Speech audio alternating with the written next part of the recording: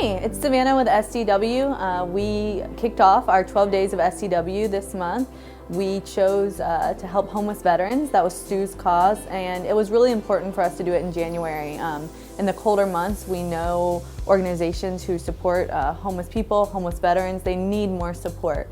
So we were really excited to work with the Veterans Restoration Quarters. They actually house and feed about 250 homeless veterans a night, and that number can even go up in the cold weather. So we knew that they would really need our support this month. The first thing that we did is we went on a shopping trip. They had a lot of supplies that they needed. They needed hats, gloves, coats, all kinds of things that you might need for cold weather. We felt really good about our supply drop-off, but we wanted to do more.